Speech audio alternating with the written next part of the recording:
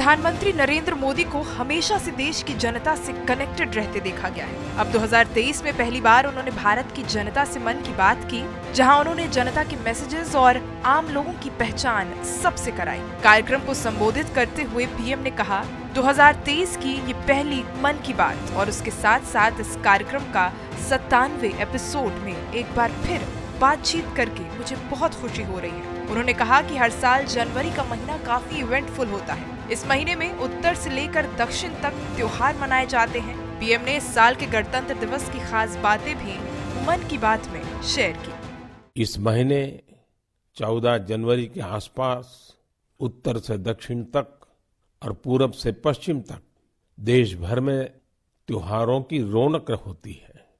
इसके बाद देश अपने गणतंत्र उत्सव भी मनाता है। इस बार भी गणतंत्र दिवस समारोह में अनेक पहलुओं की काफी प्रशंसा हो रही है।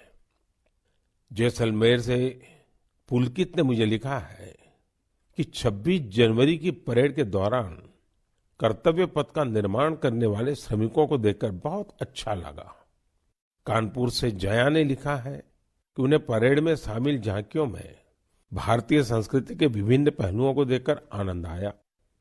इस परेड में पहली बार हिस्सा लेने वाली विमेन कैमल राइडर्स और सीआरपीएफ की महिला टुकड़ी भी काफी सराहना हो रही है।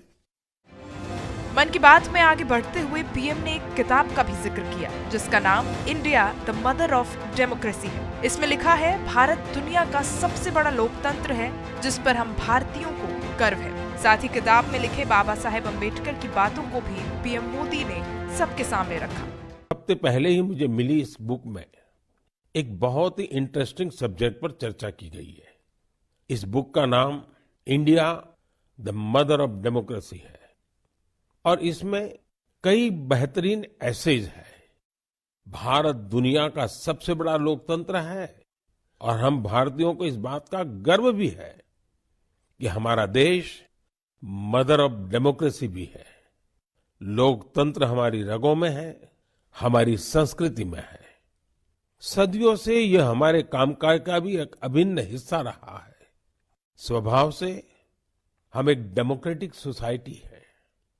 डॉक्टर अम्बेडकर ने बौद्ध भिक्षु संघ की तुलना भारतीय संसद से की थी। उन्होंने उसे एक ऐसी संस्था बताया था जहां मोशंस, रिजोल्यूशंस, कोरम, वोटिंग और वोटों की गिनती के लिए कई नियम थे। बाबा साहब का मानना था कि भगवान बुद्ध को इसकी प्रेरणा उस समय की राजनीतिक व्यवस्थाओं से मिली होगी। प्रधानमंत्री नरेंद्र मोदी ने मन की बात में भारत की ग्लोबल रैंकिंग और पिछले 11 साल के परफॉर्मेंस को भी जनता के सामने रखा। डोमेस्टिक पेटेंट फाइलिंग की संख्या विदेशी फाइलिंग से अधिक देखी गई है, इस बात की भी जानकारी दी।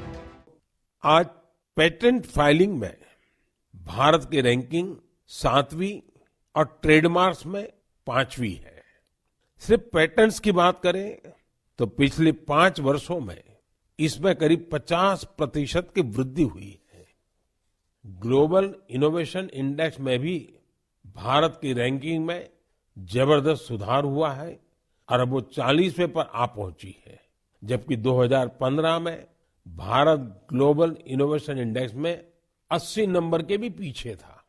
एक और दिलचस्प बात मैं आपको बताना चाहता हूं। भारत में पिछले 11 वर्षों में पहली बार डोमेस्टिक पेटेंट फाइलिंग की संख्या फॉरेन फाइलिंग से अधिक देखी गई है। ये भारत के बढ़ते हुए वैज्ञानिक सामर्थ्य को भी दिखाता है।